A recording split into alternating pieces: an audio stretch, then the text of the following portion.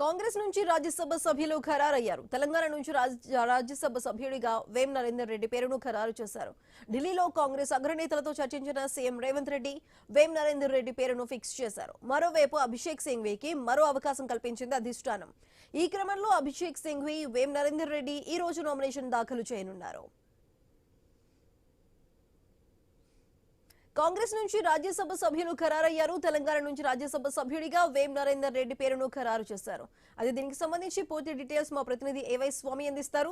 స్వామి చెప్పండి, తెలంగాణ రాజ్యసభకి సంబంధించి ఇద్దరికి కూడా వేం నరేందర్ రెడ్డి అదేవిధంగా అభిషేక్ సింఘ్వి కూడా ఎన్నికయ్యారు. మరి నామినేషన్ ఈ రోజు ఉండబోతుంది. మరి దీనికి సంబంధించి పూర్తి డీటెయిల్స్ ఏంటి?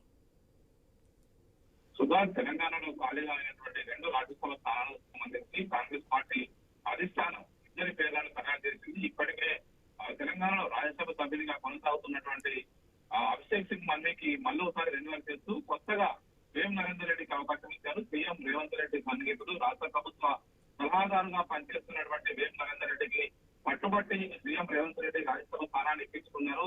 చాలా మంది సీనియర్లు పోటీ పడ్డప్పుడు కూడా సోషల్ ఈక్వేషన్స్ ఒకవైపు చాలా మంది బీసీ ఎస్సీ ఎస్టీ నేతలు చాలా మంది పోటీ పడ్డప్పుడు కూడా చివరికి కాంగ్రెస్ పార్టీ అధిష్టానం రేవంత్ రెడ్డి అభిప్రాయం వైపు మొగ్గు చూపింది. ఇందులో ఒకవైపు వి హనుమంతరావు, ఒకవైపు జస్టిస్ జీవన్ రెడ్డి, సుదర్శన్ రెడ్డి, అదేవిధంగా మాజీ మంత్రి జీవన్ రెడ్డి, అటు పుష్పకుమార్, చాలా మంది నేతలంతా కూడా తమకు రాజ్యసభ స్థానాన్ని అవకాశం కల్పించాలని చెప్పేసి దాదాపుగా 16 మంది కాంగ్రెస్ పార్టీ అధిష్టానానికి ఒకవైపు అప్లికేషన్ పెట్టుకున్నట్టుగా పిసిసి చీఫ్ మహేష్ కుమార్ గౌడ్ స్పష్టం చేశారు.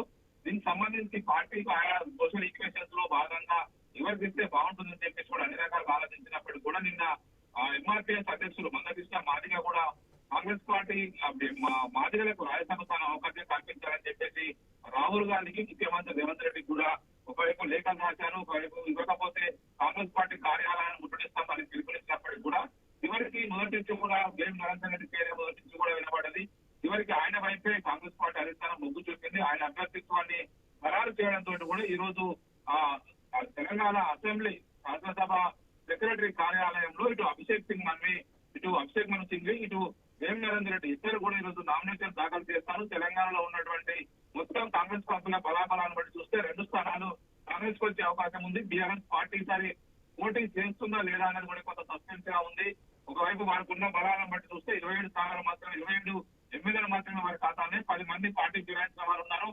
దీంతో ఇప్పుడు పోటీ చేస్తే గెలుపు అవకాశం తక్కువ ఉన్నప్పుడు కూడా కాంగ్రెస్ పార్టీకి ఏకగ్రీవం కానివ్వదంటే మాత్రం బీఆర్ఎస్ పార్టీ నుంచి అభ్యర్థిని బరిలో నిలిపే అవకాశం కనబడుతుంది. మొత్తం కంటే ఈ రోజు చివరి రోజు నామినేషన్ చివరి రోజు కావడంతో కూడా ఇటు ఇద్దరు కూడా ఇటు కాంగ్రెస్ పార్టీ నుంచి 2 అభ్యర్థులు అభిషేక్ మను సింఘ్వి, ఇటు వేం నరేందర్ రెడ్డి ఇద్దరు కూడా ఈ రోజు అసెంబ్లీ సెక్రటరీ కార్యాలయంలో తమ నామినేషన్లు